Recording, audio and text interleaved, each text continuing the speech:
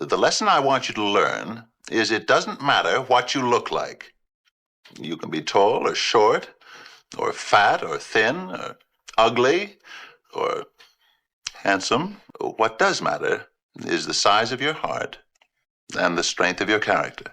They shambled onto American screens on September 18, 1964, a family of lovable monsters who believed with complete sincerity they were perfectly normal. For 2 beloved seasons on CBS, the Munsters made the nation laugh. But behind every perfectly timed gag lay personal devastation, fabricated identities, and secrets the network fought hard to bury. Here are the 10 shocking behind-the-scenes secrets they hid from viewers. Fact number 10. The Addams Family rivalry was a corporate war. On September 18, 1964, 2 Monster Family sitcoms debuted on competing networks on the exact same night. The Munsters launched on CBS the same evening the Addams Family arrived on ABC. This was no coincidence. Both networks had spotted the same cultural moment and raced each other to air first. The competition was tracked obsessively throughout their shared 2-season run. Ratings analysts compared the shows weekly, and the Munsters ultimately lost the overall battle to its ABC counterpart. Network insiders have confirmed this pressure directly influenced CBS's decision on the show's fate. Fact number 9. Every episode was secretly filmed in full color.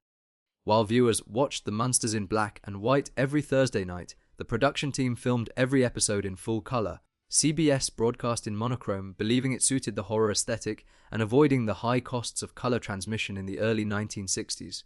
The footage sat in vaults for decades, unknown to the public. When Universal released colorized episodes in 1995, audiences were stunned. Herman's skin was vivid green, Lily's gown was deep purple, Grandpa's laboratory glowed in wild, saturated hues. For 30 years, viewers had watched a fundamentally different version than what was filmed on set.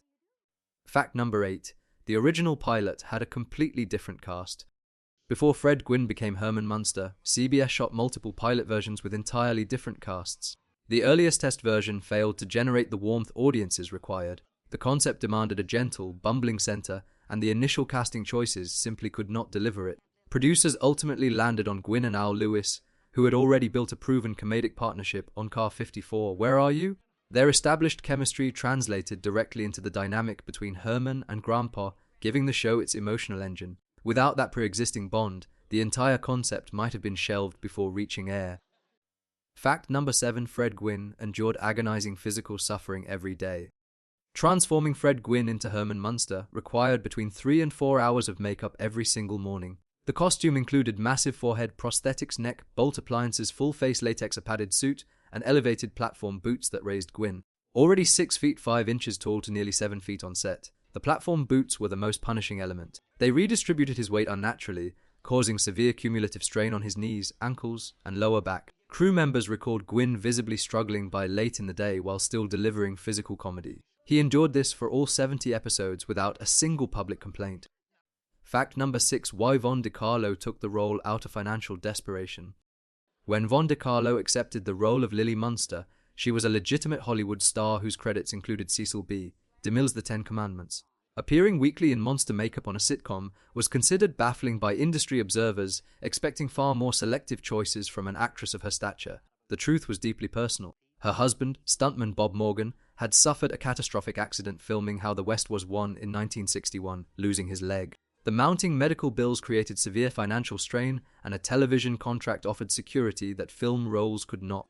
CBS used a Hollywood name in promotions while keeping her real motivation entirely from the press. Fact number 5. The original Marilyn vanished after 13 episodes. For the first 13 episodes, Marilyn was played by Beverly Owen, whose performance earned genuine praise. Beginning with episode 14, Pat Priest appeared in the role without any announcement. A different actress simply arrived one Thursday night as though she had always been there. Owen's departure was entirely personal. She had fallen in love with a man on the East Coast and requested a release from her contract to marry him. Producers reluctantly agreed and recast quietly. The network said nothing publicly, and audiences never learned their Marilyn had walked away voluntarily. It remains one of the quietest vanishing acts in classic television history. Fact number 4. Al Lewis fabricated his entire biography.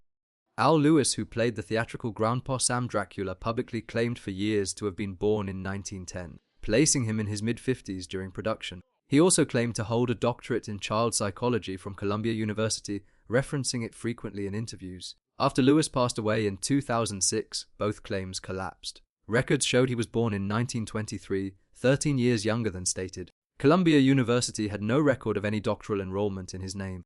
Lewis had constructed a personal mythology to match the character he played each week, and CBS had zero interest in questioning it. Fact number 3. The show was cancelled while audiences were still watching. The Munsters was not cancelled because ratings had collapsed. When CBS ended the series in 1966, the show still had a loyal weekly audience. The decision had nothing to do with viewer rejection and everything to do with a corporate infrastructure shift at the highest levels. CBS was converting its entire primetime lineup to color broadcasting. The Munsters' identity was so rooted in its black and white aesthetic that retooling it was deemed not worth the investment. The cast learned of the cancellation abruptly, and the loyal audience never received a finale or a proper farewell. Fact number 2. Butch Patrick's child stardom led to a troubled adulthood. Butch Patrick was just 10 years old when he began playing Eddie Munster, the enthusiastic werewolf son with the sharp widow's peak. On screen, he was the perfect impish child of a monster household. Off-screen, the abrupt end of the series set in motion struggles that would define his adult life. Patrick has spoken candidly in later interviews about battles with substance abuse that began in his teenage years following the cancellation. The end of the show left a young actor without the identity that had anchored his entire childhood.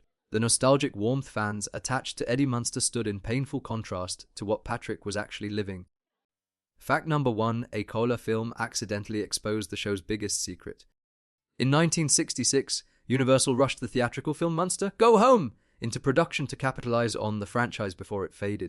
Shot in full color, the film had an unintended effect on audiences who had only ever known the family in black and white. On the big screen, Herman's green skin was jarring rather than endearing. Costume colors clashed in ways decades of monochrome broadcasting had silently concealed. Critics noted the black and white format had never been a limitation, but an invisible tool that made the parody feel timeless. The color film proved CBS had stumbled into the right decision without understanding why, and that the show's magic had been protected all along by the very constraint everyone assumed was holding it back. The Munsters endured as one of television's most beloved oddities, a show about outsiders who embraced their strangeness at a time when American culture demanded conformity. Behind every fog machine corridor and perfectly timed gag lay real human struggles, corporate calculation, and secrets kept carefully buried. Thank you for watching this episode of Sitcom Secrets. Please like this video and subscribe for more untold stories from your favorite classic television shows.